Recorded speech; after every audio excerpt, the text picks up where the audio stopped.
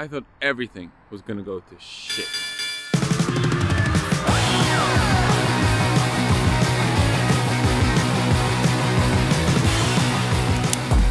Yo peeps, in my last vlog I shared my reflections from the summer about being an entrepreneur.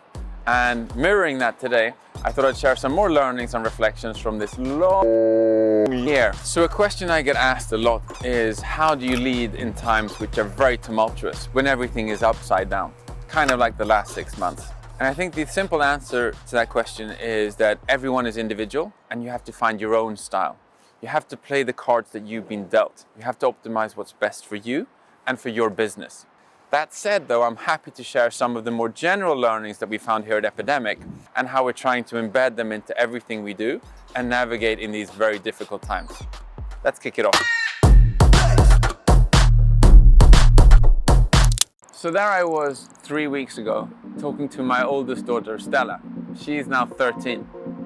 She was preparing and rehearsing for a school project that she's going to present next week in front of your entire class, speaking in English about a subject that you find truly interesting. So the topic that Stella had chosen was being brave, and she had so many great questions. What does it mean being brave, Dad? Why are we brave, Dad? When are we brave, Dad? Are you brave, Dad? We had great discussions and it was so interesting to hear her think. And so this got me really thinking, what if a human adds up all the moments in his or her life when they've been really, really brave? Are we talking about 100? Are we talking about 10? Are we talking about 1? And what's the amount of time we're talking about in an entire life? If you rack up the times that you've been very brave, are we talking about days, hours, minutes? Or does it actually come down to seconds in a lifetime? I think the point is this. Life often comes down to just a few memorable moments that will have a disproportionate impact on your life.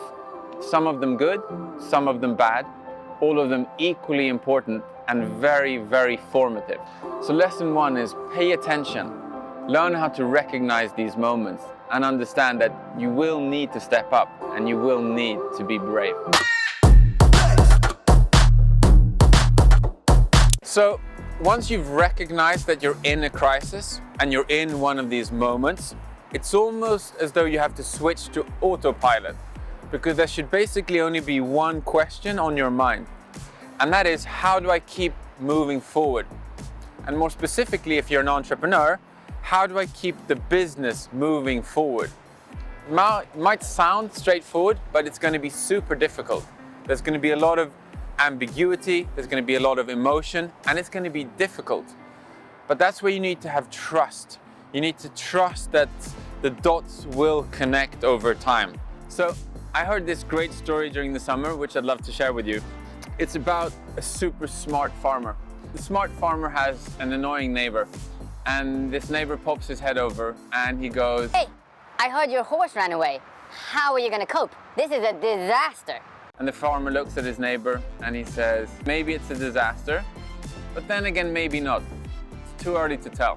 And a few days pass and then the horse comes back. But the horse doesn't come back alone. The horse comes back with 2 additional horses that this horse met in the forest. A few weeks pass and then the neighbor pops his head over again. "Oh, I heard your son broke his foot. That's a disaster. How are you gonna cope?" It's true, my son broke his foot, and maybe it's a disaster, but then again, maybe not.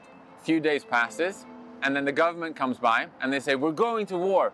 Every man under 50 years of age who's of good health has to go fight the war.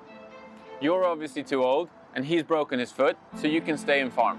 The story continues, and over time it's super clear that there's a moral to a story. You shouldn't be too quick to jump to conclusions. Instead, you should rest assured that the dots will align. You should stay focused on the right questions, and that over time you're going to be willing and able to make the distinctions of whether or not something is a disaster or not.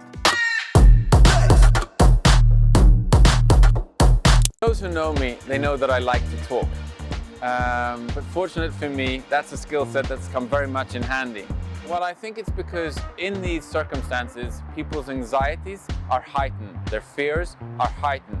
And so in order to function as a group, you really need to communicate more. You need to communicate what you see, you need to communicate how you interpret what you see, and you also need to communicate the plan so that people feel that there's a coherent sense of direction, that there's something that they can do to contribute. And this is all about communicating. So for example, when we started to work from home, I decided to live stream every single day from my living room to the business. Partly I did this because I'm not super fond of actually working from home. So working from home has taught me one thing. I hate working from home. It's the worst. I know that I get lots of energy from interacting with people all day, but when I couldn't meet them, I had to switch to a digital approach. I got the exact same kind of energy from people I interacted with, and I was able to share my energy with them as well. So remember, you can't over communicate. You can definitely under communicate, but you can't communicate too much. Keep investing in communication, especially in times of a crisis. So where does this leave us? Well, I think it's fair to say that we're not out of the woods yet. We still find ourselves in the middle of a global pandemic, and perhaps the biggest learning there is that there's so much more to learn. In a world that constantly throws us curveballs and where change is the only constant, I think it's fair to say that we have to be agile and we have to stay on our toes. We have to make sure that we can identify these moments, that we keep on communicating, and that we have faith in that eventually we will be able to connect all of the dots. Maybe I'm going to find myself revisiting this vlog in a few weeks' time to see if there's advice that I've overlooked. Then again, maybe not. Maybe there's an alien army waiting around the corner to zap us all. But then again, maybe not. Regardless, I'd very much like to hear from all of you. I want your advice, your reflections, and your experiences so I can share them with all creators and with everyone at Epidemic Sound. Until then, stay metal and stay safe. Beam me up, Scotty!